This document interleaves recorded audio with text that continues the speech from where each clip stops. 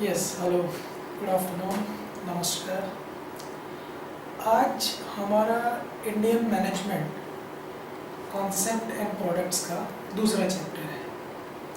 इस चैप्टर में हम 5 प्रोडक्ट्स, कॉन्सेप्ट्स, उनके प्रोसेस, उनके साथ में जो चीज़ें जुड़ी हुई थी, जो लोग जुड़े हुए थे, जो मटेरियल, जो सामग्री जुड़ी हुई थी, आज हम उस पर बात करेंगे कि किस तरह से हमारे पूर्वजों ने, आपके पूर्वजों ने, हमारे बुजुर्गों ने इन चीज़ों को बनाया, उस पर रिसर्च किया, उस पर काम किया और उसमें क्या चीज़ मिलानी चाहिए, कितनी मिलानी चाहिए, कब मिलानी चाहिए, कैसे मिलानी चाहिए, कौन उसको मिलाएगा, कौन से सीजन में मिलाएगा, इतनी इतनी बारीक चीज़ें उन्होंने देखा, उसके ऊपर वर्कआउट किया और आपको प्रोडक्ट बनाया। वो प्रोडक्ट खाने के तौर पर, दवाइयों के तौर पर, रोज़मर्रा की ज़िंदगी में इस्तेमाल किया जाता था। उसके बेनिफिट्स, उसका हेल्थ, सारी चीज़ें उसमें कवर होती थी। और ये सारी चीज़ें नेचर से, इन्वायरमेंट से, नेचर ने जो शक्ति दिया है, जो कॉस्मिक रेज है, उनके साथ में जुड़ी हुई थी। उसी का एग्जाम्पल अभी आप लेंगे, ये अचार, पिकल्स जिसे हम कहते हैं।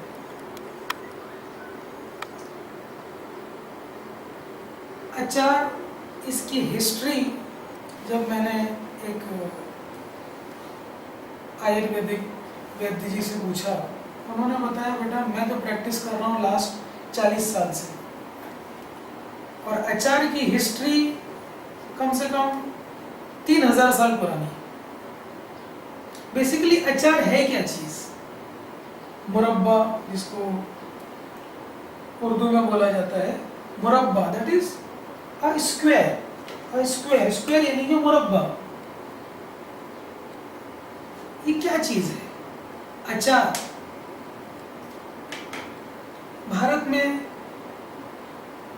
सीजन्स रहे, बारिश, गर्मी, सर्दी, कौन से सीजन में किस चीज का प्रोडक्शन ज्यादा होता है?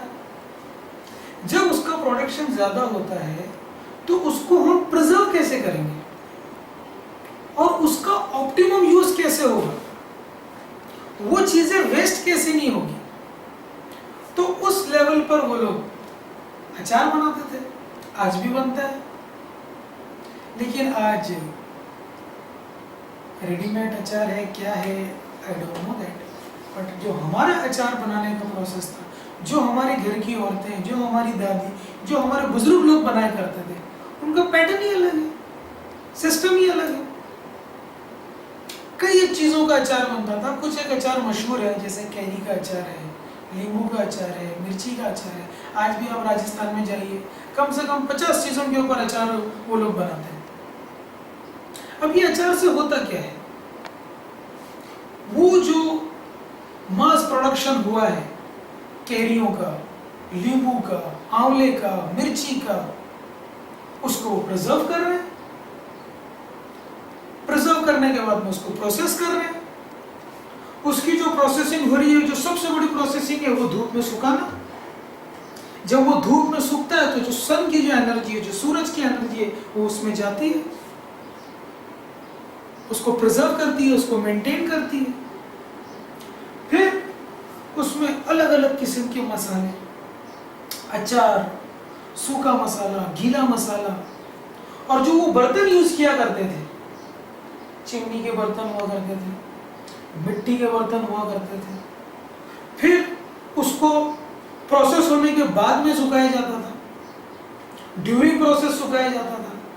उस पर कॉटन के कपड़े बांधे जाते थे, उसके अंदर एक प्रॉपर तरीके का वेंटिलेशन दिया करते थे वो लोग। कुछ एक स्टडी में तो मेरे इस तरह से आया कि उसको वो लोग जमीन पे दफना के गाड़ के रखते थे 2-2, 3-3 महीना, ताकि जो जमीन की जो एनर्जी है, जमीन की जो शक्ति है, वो उसमें चले जाए। वैद्य जी हमारे बता रहे थे कि ये पूरे इंसान का जो शरीर है वो धरती से जुड़ा हुआ है, और वो धरती से ताकत लेने का एक माध्यम था। आज भी ये अचार जो इंडिजीनियस तरीका है, जो हमारा नेचुरल तरीका है, इस पर अगर आज गांव-गांव के अंदर अलग अलग क्षेत्र में अलग अलग तरह का प्रोडक्शन है, अलग अलग रिसोर्सेज, अलग अलग क्लाइमेट्स उस क्षेत्र से जुड़े हुए, अगर वहां पर इस तरह के प्रोडक्ट्स आज बनाए जाए जहां पर जिसका मैसिव प्रोडक्शन है, और होता है, ऐसा नहीं कि नहीं हो चुका, ये चीजें खत्म हो चुकी, चीजें हैं, जिस तरह हमने शुरू में भी बताया कि चीजें सब मौजूद है, सिर्फ प्रैक्टिस नहीं हो रही है। और हमारा फोकस ये है, हम इस चीज पर लोगों को जागरूकता लाना चाहते हैं कि आप इन चीजों को वापस से फोकस में लाओ। आज इनके पास कोई माध्यम नहीं है कि ये बड़े बड़े टीवी चैनल्स पर आके अपने प्रोडक्ट को प्रमोट कर सकें, इनका कोई प्रमोशन हो सके। आज जरूरत सिर्फ इस बात की है कि हम लोग किसी न किसी जगह से तो जुड़े हैं। आप महाराष्ट्र से जुड़े, आप यूपी से जुड़े, आप बिहार से जुड़े, आप कलकत्ता से जुड़े, आप चेन्नई से जुड़े, वहां पर भी ये चीजें होती ही थी। हमको उन लोगों से जुड़ना है और उनसे जो इंडिजीनियस प्रोसेस था, ये अचार का, पिकल का, वो वहां से लाना है। और आज भी होता है, कई लोग जाते हैं, बोलते हैं यार मैं मुल्क गया था, वहां से अचार लाया, मेरे आज बाजू वाले मुल्क गए थे, उन्होंने अचार लाया। इस तरह से चल रहा है। जरूरत इस बात की है कि हमको इन चीजों को बनाना है, ताकि वहां पर ये जो औरतें गांव में, वो जो लोग वहां पर रह रहे हैं, और वहां पर जो रिसोर्सेज है, एनर्जी है, उसका ऑप्टिमम यूज हो।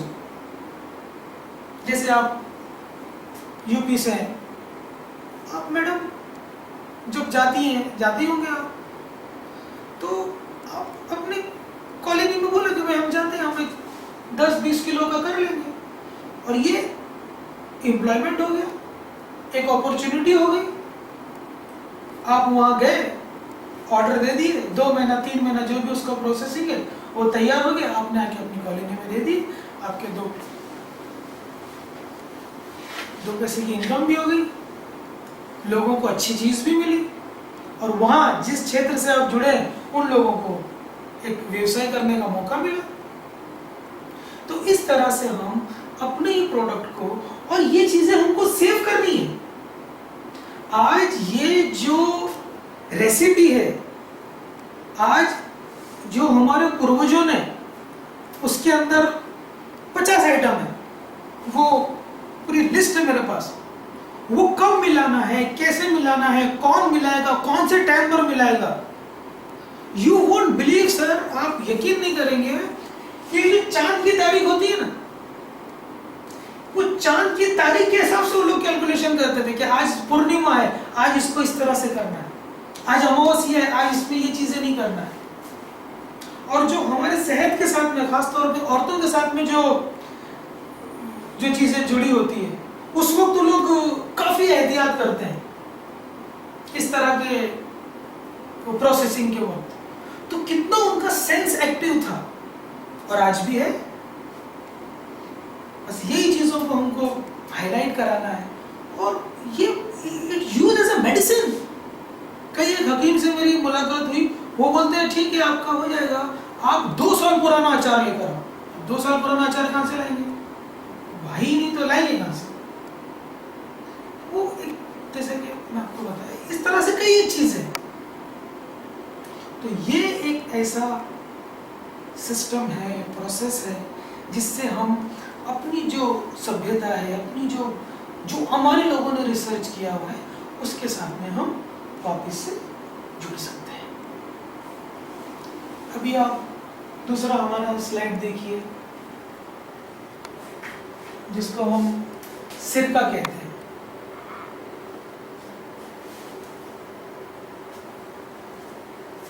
विनेगर इंग्लिश में कहते हैं,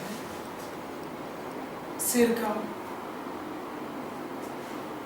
मैं यकीन के साथ कह सकता हूँ कि आजकल की जो नई जनरेशन है, जो बैक साइड में बैठी है मेरे, उनमें जो 14, 15 साल, 18 साल के, इवन जो लड़कियां हैं और जो बॉयज बैठे हैं वहाँ पर, कोई बता दे सिरका क्या चीज़ है? आप बताएंगे सिरका क्या चीज़ है? क्या है सिरका? कैसे बनता है सिरका? कौन बनाता है? क्या उसका यूज है? कैसे उसको इस्तेमाल करेंगे हम? मिलता है, मार्केट में मिलता है, ऐसा नहीं कि नहीं मिलता है, आप जाइए शॉपिंग शॉप में मिलता है, लेकिन जो तरीका था, अभी मैंने अचार के बारे में आपको बताया, जो चीजें थी वो प्रोसेसिंग कहाँ है? फॉर योर काइंड इंफॉर्मेशन, आपको थोड़ा ऑकवर्ड लगेगा, ये जो सिरका जब होता है ना, इसमें बारीक बारीक कीड़े हो जाते हैं, जो हमारे बुजुर्ग है वो जानते होंगे, लास्ट रो में जो बैठे हैं, उसको छानना होता है, और वो जो वर्म्स है वो उसको प्रोसेस करते हैं, और 2 साल, 5 साल, 3 साल, 4 साल तक के ये सिरके प्रिजर्व रहते हैं। आज हम लोग ट्रेन में सफर करते हैं, ट्रेन का कैसा खाना मिलता है? क्या मिला उसमें? पुराने, आज तो हम यहाँ बैठे 24 घंटे में दिल्ली पहुंच गए, 30 घंटे में चेन्नई पहुंच गए। पहले जब लोग सफर किया करते थे 2-2, 3 महीना लग जाता था, तो उस वक्त तो लोग कौन सा खाना लेके चलते थे? यही अचार लेके चलते थे, सिरका लेके चलते थे, और अपना छोटा सा जो अवेलेबल है आटा वगैरह वो अपना साइड में रुका है, अचार से रोटी खा लिए, सिरका खा लिए, चलता था। 2-2, 3-3 महीने ट्रैवल कर रहे हैं, नो प्रॉब्लम। उनका हेल्थ भी है, उनका एनवायरमेंट फ्रेंड भी है, सारी चीजें इसमें मौजूद है। कई चीजों का सिरका बनता है, मिलता है। मैं ये नहीं कह रहा कि ये चीजें बिल्कुल खत्म हो चुकी है, वैनिश हो चुकी है, चीजें हैं, बट अवेयरनेस नहीं है, इस्तेमाल नहीं है, जो इंडिजीनियस प्रोसेस है वो नहीं है। प्रोडक्शन आ गया है, प्रोडक्शन चल रहा, प्रोडक्शन में मिल जाएगा आपको, लेकिन जो मैनुअल प्रोसेस हुआ है, उसमें जो हाथ की एनर्जी गई है, वो कहाँ आपको मिलेगी? वो असल ताकत है ना। आप आटा गूंदो, हाथ से गूंदो, मशीन से गूंदो। क्यों मैडम? हाथ से आटा गूंदे हुए और मशीन से आटा गूंदे हुए में फर्क है कुछ?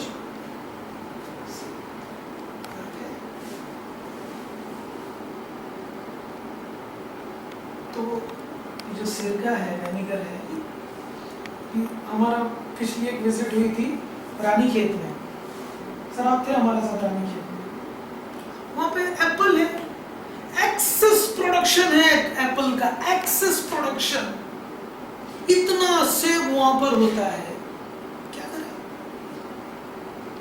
एप्पल का सिरका बना, कई चीजों का, कई प्रोडक्ट्स का बनता है, बिकता है। फिर वही मैंने आपको बताया, नैनीताल से है, नैनीताल में आज भी है, वो आप अपने लेवल से करते जाएं। ये क्या कहते हैं उसको, MLM कंपनियां चलती है, let's not talk about them, but इस तरह से हम लोग, हमारी कॉलोनी में जो माता जी बहना जो बैठे हुए हैं, हम लोग किसी ना किसी क्षेत्र से, किसी न किसी रीजन से जुड़े हुए हैं यहाँ पर, तो हम लोग इन चीज़ों को एक्सप्लोर कर सकते हैं कि भाई आपके अंदर इस तरह का मिलता है। अभी आप रियलाइज कर रहे होंगे, अभी आप रिकलेक्ट कर रहे होंगे, आप मेरे इन लेक्चर से, प्रेजेंटेशन से अभी आप रिकलेक्ट कर रहे होंगे कि हाँ आपके रीजन में देखिए आपको याद आए, तो आप उसको रिकलेक्ट कीजिए। और ये चीजें कोई बहुत ज्यादा महंगी नहीं है, ये कितने की होगी? 100 रुपये, 200 रुपये, 300 रुपये, 500 रुपये, उससे ज्यादा क्या होगी? अगर हम एक एक सीजन के अंदर 5 किलो, 10 किलो, 50 किलो, 100 किलो तक के करें, तो वो जो वहां पर बैठे हुए हैं उनको एम्प्लॉयमेंट मिलेगा। और आज तो ट्रांसपोर्टेशन कितना फास्ट है, अरे अगर हम एक आदमी को भी रख लिया ना कि जाओ 100 किलो का ये लेकर आ, तो भी हमारा मार्जिन जुड़ जाएगा। और कर रहे हैं, जो हमारी संस्था है वो इस माध्यम से काम कर रही है, लेकिन अभी एक ही लोग कितना काम करेंगे? हमको इस चीज की जागरूकता लानी है, इस चीज को पूरा स्प्रेड करना है।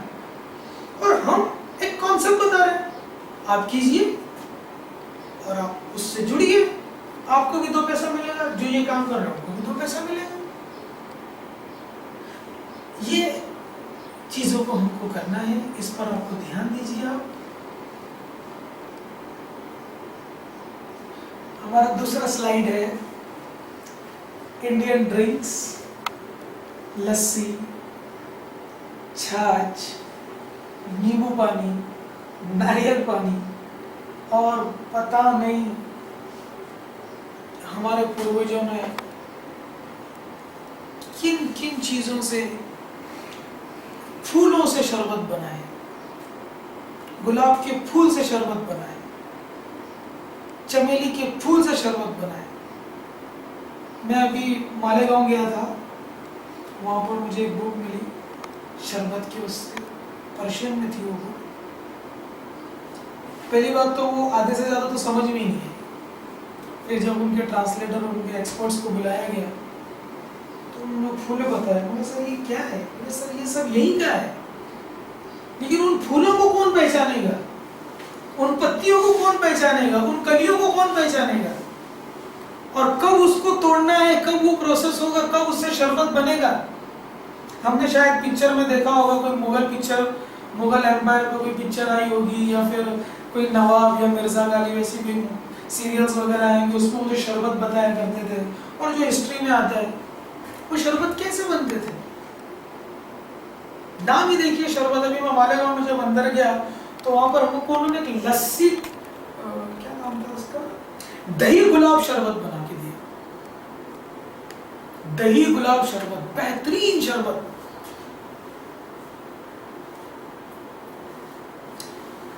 फिर वही चीज मैं आपको बार बार दोहरा रहा हूं, कश्मीर से लेकर कन्याकुमारी तक, बंबई से लेकर भुवनेश्वर तक, वो फ्लावर्स, वो कलियां, वो चीजें थी जिनसे कई तरह के शरबत बनाए जाते थे। ठंडा शरबत बनता था, मीठा शरबत बनता था।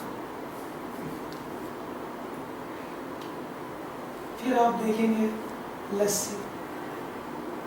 अभी मैं पंजाब गया था,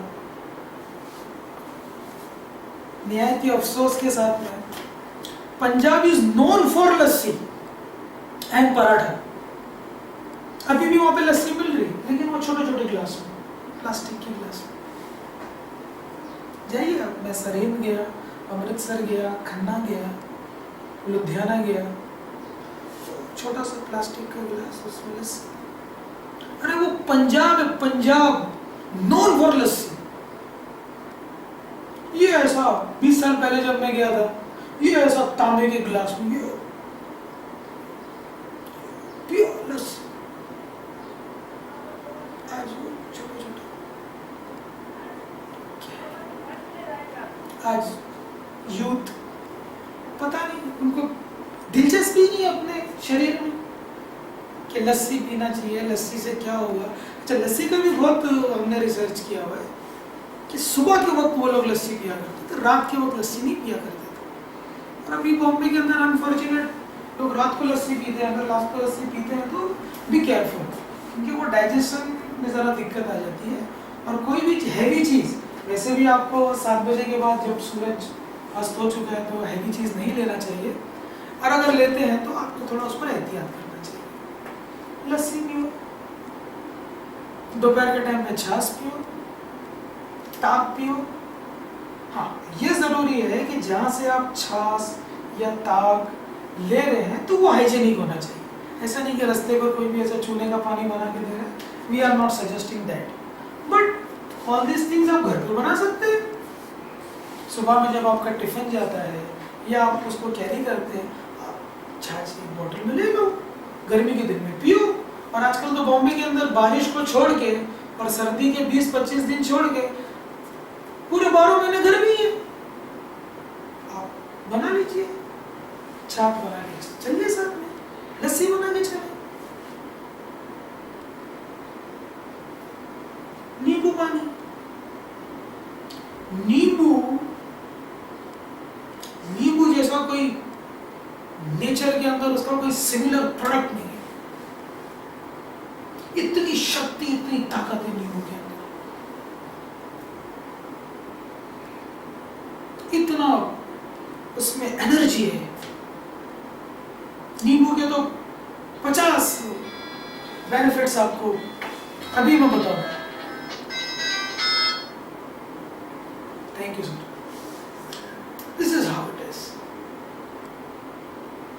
अभी हम नींबू के खेत में गए, अरे यार बड़े बड़े नींबू का अचार बनाओ, नींबू का पानी बनाओ, नींबू से आप नजर उतारो, बच्चे की नजर उठती है। हमारे पास बड़ी बड़ी गाड़ियाँ हैं, लेकिन आज भी आपने रास्ते में देखा होगा, वो हमारा इंडियन मैनेजमेंट ही हम उसको कहते हैं, वो एक कोयले का वो ले लेगा, 3 हरी मिर्ची डाल देगा और उसके नीचे नींबू लगा देगा। I don't know, but they are doing something that is also environmental friendly. 3 मिर्ची वो भी एनवायरमेंटल फ्रेंडली है। वो गंदी चप्पल बांधने से अच्छा तो नींबू बांध लो। नींबू की जो खटास है उसका एक अलग ही इम्पैक्ट है। पहला एसिड बना ही नींबू से। वो जो डॉक्टर लोग बोलते हैं ना, क्या आई डोंट नो दैट, बट वो आप नींबू पानी दीजिए, शक्कर के पानी, नींबू पानी, तो वेरी गुड, वेरी हेल्दी। आप बाहर का मैं नहीं सजेस्ट कर रहा, घर से बना के चले। एक दिन छाछ बना लो, मैडम आप बनाएंगे ना, हाँ छाछ बना लीजिए। एक दिन लस्सी बना लो, एक दिन नींबू पानी बना लो, हो गया। और अगर आपको कोई अच्छी जगह अच्छी नजर आती है तो वहां से बाहर से पी लीजिए आप। नारियल पानी, नारियल पानी के संदर्भ में एक चीज बता दूं मैं आपको, जो रिवर्स ऑस्मोसिस टेक्नोलॉजी है जो वाटर प्यूरिफायर कंपनियां यूज करती है, that technology is taken by this coconut tree, reverse osmosis. तो ये नारियल के झाड़ की जड़ें जमीन में 12 से 15 फुट तक जाती हैं और ऊपर नारियल का झाड़ जो 30 फुट 25 फुट, कुछ एक झाड़ तो 35 फुट तक चले जाते हैं।